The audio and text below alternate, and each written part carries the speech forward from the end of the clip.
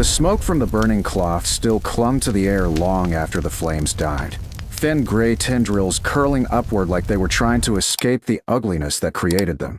And I remember thinking, even before the shouting started, that this was the kind of moment that changes people, the kind that rips the mask off a crowd and reveals the truth beneath. The canvas pavilion flaps cracked in the wind, vendors froze mid-motion, and somewhere in that stunned silence I felt the story tightening, coiling, waiting. Before I take you back to how we ended up with a scorched Navy uniform smoldering on the asphalt of a suburban fitness expo, tell me, where are you watching from today? Because what you're about to hear is something you don't stumble into every day, and it begins the same way all unbelievable stories do, quietly, almost politely, with no warning at all. It was a Saturday morning at the Harborline Community Fitness Expo, the kind of event filled with smoothie samples, pop-up boxing demonstrations, energy drink reps offering free cans, and families walking around with tote bags full of coupons they'd throw away by the end of the week. I was helping coordinate a booth for adaptive training programs, something we did every year, and that's where I first spotted her, Lieutenant Mara Dalton, though at that moment she didn't look like a Navy SEAL, or even like someone who'd ever raised her voice in anger. She was just a 28-year-old woman in a gray hoodie with her hair in a no-nonsense braid, carrying a folded uniform blouse tucked under one arm, while she helped her younger cousin assemble a display rack. She blended in so well that even I didn't look twice, and I had no idea that the woman quietly tightening a bolt with the corner of her shirt was one of the most physically and mentally dangerous people on the planet. If the man who decided to target her had known, maybe things would have gone differently. But ignorance has a funny way of accelerating disaster. It started with 3 of them, gym bros from the booth across the walkway, all muscle, tank tops, and inflated egos. They'd been loud all morning, flexing for TikTok, shoving each other around like oversized toddlers, and bragging to anyone within earshot about how alpha they were. When they noticed Mara walking by with that neatly folded Navy uniform, something in their expressions shifted, the kind of shift that makes your stomach drop because you know nothing good follows. One of them, the ringleader with a buzz cut and sunglasses on despite being under a tent, stepped in front of her path with the unearned confidence of a man who believed consequences were fairy tales told to weak people. "Hey, look," he laughed, pointing at the blouse. Military Barbie brought her costume. Mara stopped, didn't speak, didn't frown. She just stood there with that stillness I later realized was the first warning sign. The second guy, a huge slab of a man with shoulders that looked like they'd been carved out of a granite quarry, snatched the uniform right out of her hands before anyone could process what was happening. The third cheered like they'd just stolen a mascot head at a college game. And Mara, she only blinked. You don't understand how unsettling that is until you see it. Most people flinch when their personal belongings are grabbed. She didn't. She inhaled once, slow, measuring her environment the way a sniper measures wind before taking a shot. The ringleader dangled the blouse between 2 fingers like it was trash. "Bet this isn't even real," he scoffed. "Probably bought it on Amazon for attention." His buddy laughed, grabbed a bottle of lighter fluid off their booth table, prop for their survival prep display, and before anyone could intervene, he drenched the uniform with it. A few people gasped. Someone muttered, "Dude, chill." But to those men, the reaction was fuel. They wanted shock, attention, power. And then, in one stupid, irreversible motion, the ringleader flicked a lighter and touched the flame to the cloth. The blouse ignited fast, liquid fire eating through the fabric, dancing orange and vicious across the asphalt. The smell of burning cotton and petroleum hit my nose so sharply it stung. I remember a woman in the crowd whispering, "Is she gonna scream? Why isn't she doing anything?" That was the moment I realized Mara wasn't frozen. She was evaluating, calculating. SEALs don't charge blindly. They study. They wait. They let the enemy reveal his hand. The big guy shoved her shoulder with a laugh, a smug, open-mouthed grin, expecting her to shrink or plead. Instead, Mara's eyes lifted. Not fast, not dramatically. Just up, steady and cold, like the temperature dropped 20 degrees around her. Even from a few steps away, I felt the shift. Every predator in the wild knows the moment they've misjudged something. The men did not. "What are you going to do about it?" he sneered. And that's when Mara finally spoke. her voice quiet enough that I only caught the words because the entire walkway had gone dead silent. You picked the worst possible day. 8 words. No threat, no bravado. Just truth. And in that single instant, I swear even the wind seemed to pause. Mara wasn't just angry. She was ready. The crowd sensed it too. People leaning forward slightly, instinctively, the way you do when you're on the edge of seeing something you'll never forget. The flames flickered low as the last threads of fabric dissolved into blackened curls. The men laughed again, unaware that the ground beneath them had already shifted, unaware that the woman they'd just provoked had spent years training to neutralize armed insurgents twice their size. That she could dismantle all 3 in the time it took them to exhale. But she didn't strike, not yet. Because seals don't lash out. They wait for necessity. And necessity was about 3 seconds away. The moment that pushed everything over the edge happened so fast that the crowd didn't even register it as the trigger. One of the gym bros, the smallest of the 3 but the loudest, decided to shove Mara again. This time harder, like he wanted to force a reaction he could mock. And the instant his palm made contact with her shoulder, something in her posture shifted in a way so subtle most people wouldn't have noticed. I noticed only because I had been watching her with the kind of fascination you feel when you know a storm is about to break, but you don't know where the first bolt will land. Mara didn't step back. She didn't tense.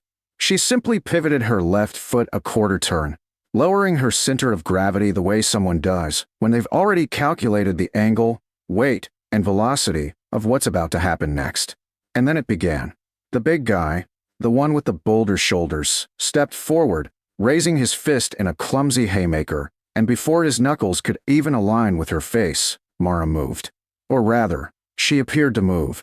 Her body slipped sideways in a blur of precision and intention, her hand shooting up to catch his wrist mid-swing with a grip that made him choke out a startled grunt. In a single fluid motion, she rotated her hips, twisted his arm behind him, and brought him crashing down to the asphalt with a wrist lock so exact and practiced that it felt like watching a master craftsman dismantle a malfunctioning machine. The man's scream echoed across the expo, sharp and disbelieving, because no one that size expects to touch the ground unless they choose to. But Mara didn't give him the privilege of choice. Before that first scream even faded, the ringleader lunged with both arms like he was trying to tackle her into the neighboring booth. But Mara released the wrist lock, stepped aside, and let his momentum carry him forward until he stumbled past her. She didn't give him the chance to recover. Her elbow came down across his jaw with the clean brutality of a steel pipe, snapping his head sideways as he buckled to his knees. The crowd gasped, but Mara wasn't done, not even close. The third guy, the one who had set the uniform on fire, charged at her with a metal folding chair raised overhead like he thought he was in a bar fight rather than facing a woman who had survived drown-proofing, Hell Week, and live fire training.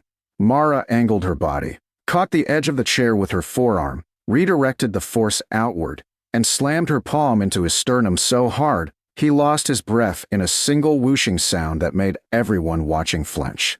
He collapsed backward, the chair clattering to the pavement beside him, but Mara kept moving, because SEALs never allow space for recovery. They finish engagements.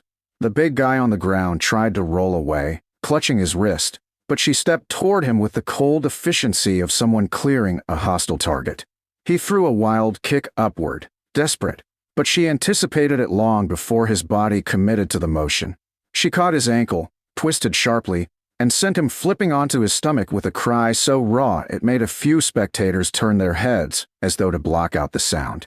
"Stay down," she said, not loudly, not fiercely, just as a statement of fact, and for the first time, he obeyed. The ringleader attempted to stand again, a wobbling mess of adrenaline and pride, wiping spit from his lip as he tried to regain his bravado. You crazy," he began, but Mara didn't let him finish. She stepped forward, grabbed a fistful of his tank top, and yanked him into a perfect hip throw that slammed him flat on his back with a thud that vibrated through the ground beneath my shoes. Watching it felt surreal, like watching a documentary scene that suddenly unfolded in real life with terrifying clarity. The man who had burned her uniform, the one still coughing from her sternum strike, made one last foolish attempt to crawl toward the chair again, maybe thinking he could weaponize it, maybe thinking he could regain a shred of dominance, but Mara intercepted him before he made it 3 feet.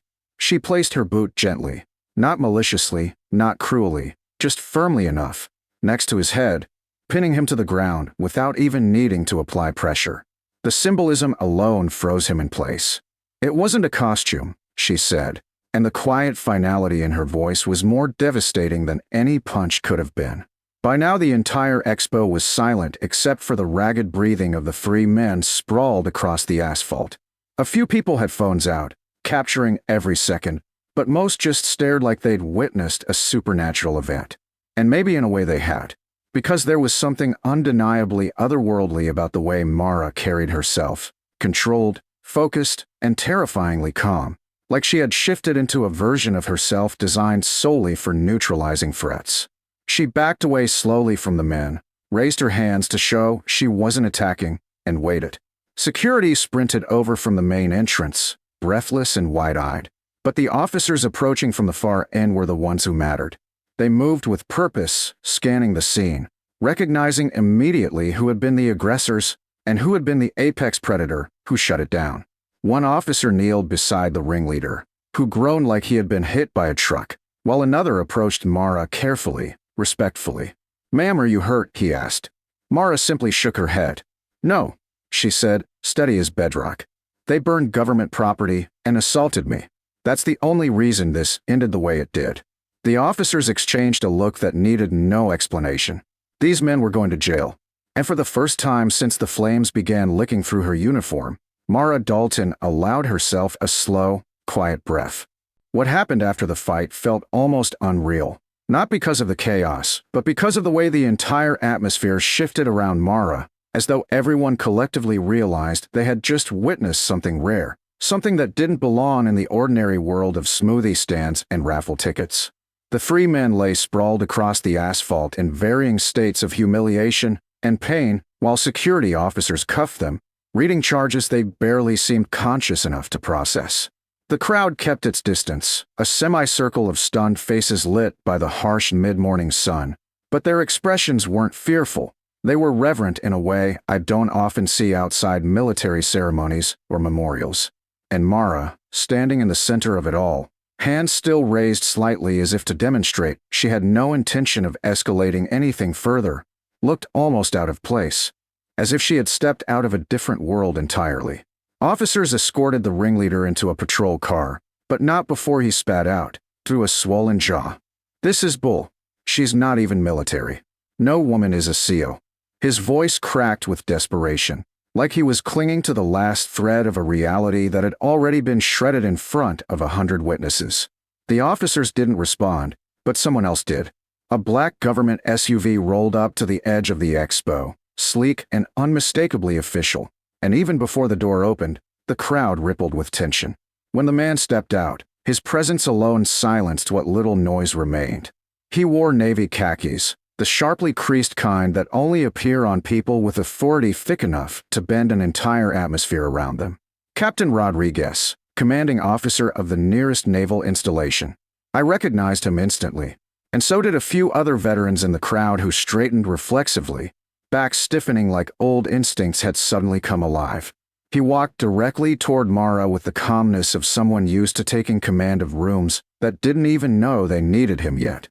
She turned when she heard his steps, posture straightening automatically, shoulders back, chin lifted, the subtle shift of someone acknowledging the presence of a superior officer. He extended his hand. "Lieutenant Dalton," he said, voice carrying just far enough for the nearest onlookers to hear. "Heard there was an incident." The understatement drew a few nervous laughs. Mara accepted his handshake with quiet formality. "Yes, sir. 3 civilians destroyed a uniform blouse I earned during training. They escalated. I neutralized." Captain Rodriguez nodded slowly, eyes drifting over the 3 men, now lined up on the curb, handcuffed, dazed, and nursing a collection of brand new regrets. "From the looks of it," he replied, "you neutralized with remarkable restraint." The ringleader, who had been glaring weakly from his cuffed position, exploded in indignation. "She's lying. No woman passes SEAL training. She jumped us. We didn't even." The captain turned his head toward him so sharply the man's rant died mid-syllable.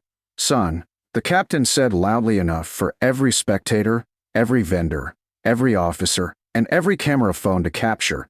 Lieutenant Dalton completed BUD/S at 25, survived Hell Week with one of the highest peer ratings in her class, earned her trident, and has deployed twice in operations you will never hear about because you lack the clearance, the discipline, and the courage required to comprehend them. So yes, she is a Navy SEAL, and she showed you more mercy in 60 seconds than you deserved. The man's face drained of color. The crowd erupted, not in chaos but in applause, cheers, disbelief. Strangers who had watched the uniform burn began clapping so loudly it echoed through the exhibition tents. Some captured the moment on video, others simply stared, awestruck. Mara didn't bask in it. She didn't smile or gloat or revel. She simply exhaled slowly, a breath that carried the weight of the morning with it. The captain leaned closer to her. "We'll replace your uniform," he said quietly. "But from what I've seen, you already honored it." She nodded once. "Thank you, sir." After the officers transported the 3 men away, the expo slowly returned to motion, though the energy had entirely transformed. Vendors reset their booths with a new sense of respect in the air. Families whispered as Mara passed, pointing but never intrusively, as if she were something mythical they feared waking. Kids stared at her like she was a superhero brought to life. At one point, a teenage boy in a disabled veteran's t-shirt approached hesitantly, his hands shaking a little as he held out a challenge coin. "My dad served," he said. "He passed last year. He would have loved what you did today." Mara accepted the coin with solemn sincerity, placing a hand on his shoulder. "Then he raised you well," she murmured. "Keep making him proud." But the moment that tied everything together, the moment that felt like the true emotional center of the entire ordeal, came from a girl, maybe 7 or 8 years old, who clutched a tiny American flag in one hand and walked straight up to Mara with a confidence only children possess. "Are you really a Navy SEAL?" she asked, voice small but steady. Mara knelt, lowering herself so their eyes met, and in that kneeling motion the entire world seemed to soften around her. She pulled a small pin from her pocket, a Navy emblem polished by years of handling, and pressed it gently into the girl's palm. "Yes," she said, "and so can you. Don't let anyone tell you your strength is impossible." The girl beamed, clutching the pin like treasure. She ran back to her mother shouting, "Mom, girls can do everything." And in that moment, I realized something important. The story wasn't really about the fight, the beatdown, the humiliation of 3 ignorant men. It was about something bigger, about the quiet, extraordinary force of a woman who carried the weight of service not in loud declarations but in action, in discipline, in the kind of strength that doesn't need to announce itself because it stands unshaken in the face of disrespect, destruction, and danger. As Mara and her cousin packed up their things, ready to leave the expo behind, I watched the crowd part naturally around her, the way people unconsciously clear a path for someone who has earned not just respect but reverence. And I knew, without needing to ask, that none of us would forget what we saw that day. Because some stories aren't just told, they're burned into memory like flame on fabric. And Mara Dalton walked away from the ashes not as a victim, not even as a victor, but as exactly what she was. A Navy SEAL who reminded an entire crowd what real strength looks like.